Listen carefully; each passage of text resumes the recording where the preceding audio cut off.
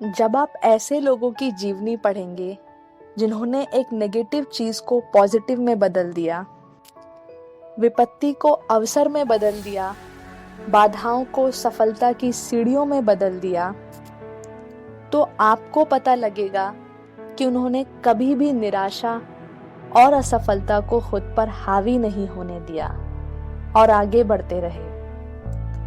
दुनिया का काफी ज्यादा बेहतरीन म्यूजिक बीथोवन ने कंपोज किया और आप जानते ही हैं कि वह बहरे थे। कुछ बहुत बेहतरीन पोएट्री मिल्टन ने लिखी और यकीनन वो भी अपंग थे, वह अंधे थे।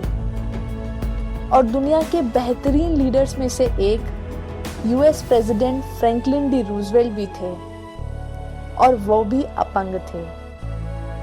उन्होंने व्हील चेयर पर होते हुए ही देश की सेवा करी। आज ऐसे ही एक आत्मविश्वास से भर देने वाली कहानी सुनिए, विल्मा रुडोल्फ की कहानी। विल्मा रुडोल्फ का जन्म टेनेसी के एक गरीब घर में हुआ था। महज 4 साल की उम्र में ही उन्हें पोलियो हो गया और वे विकलांग हो गए, जिसकी वजह से उन्हें कैलिपर्स पहनने पड़ते थे और डॉक्टर्स भी ये मान चुके थे कि अब विल्मा जमीन पर नहीं चल सकेंगी। लेकिन उनकी मां ने उनका हमेशा मनोबल बढ़ाया। वह विल्मा से कहती थी कि भगवान की दी गई क्षमता, दृढ़ता व आस्था से हम कुछ भी कर सकते हैं। तब विल्मा उनसे कहती थी कि वह दुनिया की सबसे तेज धावक बनना चाहती हैं। तब 9 साल की उम्र में डॉक्टर की एडवाइस के खिलाफ जाकर उन्होंने अपने ब्रेस हटा दिए और साथ ही साथ पहला कदम भी बढ़ाया, जिसके लिए डॉक्टर्स ने कहा था कि वे कभी नहीं कर पाएंगी। 13 वर्ष की आयु में विल्मा ने दौड़ प्रतियोगिताओं में हिस्सा लेना शुरू कर दिया। अपनी पहली दौड़ प्रतियोगिता में विल्मा अंतिम पायदान पे रहीं, लेकिन असफलताओं के बावजूद भी वो लगातार दौड़ प्रतियोगिताओं में भाग लेती रहीं। एक दिन ऐसा आया कि दौड़ प्रतियोगिता में विल्मा ने प्रथम स्थान प्राप्त किया। उनकी उम्र बढ़ती रही और उनके सपने और जवान होते रहे। जब विल्मा 15 वर्ष की थी, तब उन्होंने टेनेसी राज्य विश्वविद्यालय में प्रवेश ले लिया। वहां विल्मा की मुलाकात कोच एड टेम्पल से हुई।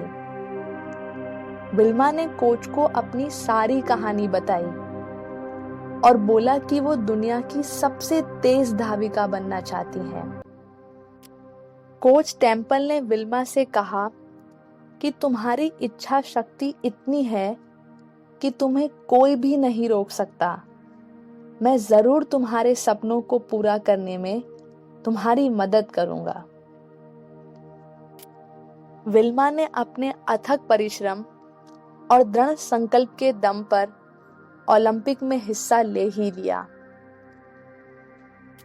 जहां उनका मुकाबला जुत्ता हेन से हुआ।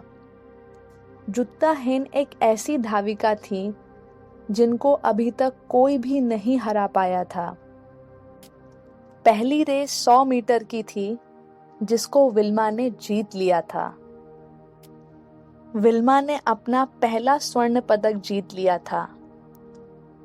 दूसरी रेस 200 मीटर की थी। फिर से विल्मा के सामने जुत्ता हेन ही थी और एक बार फिर से विल्मा ने जुत्ता हेन को हराते हुए अपना दूसरा स्वर्ण पदक जीत लिया था। किसी को भी यकीन नहीं हुआ कि विल्मा ने 200 मीटर रेस में भी जुत्ता हेन को हरा दिया है।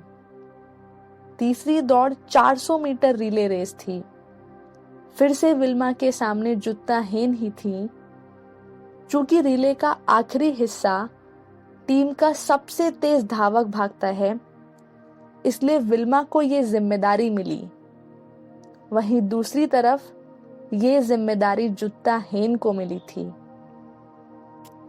विल्मा की टीम में शुरू के 3 लोगों ने आसानी से रिले के 3 हिस्सों को पूरा किया और बेटन बदल दी। जब बेटन विल्मा के पास आई, तभी उनसे अचानक बेटन छूट गई। उन्होंने देखा कि जुत्ता हेन बहुत तेजी से भाग रही हैं। फिर क्या था?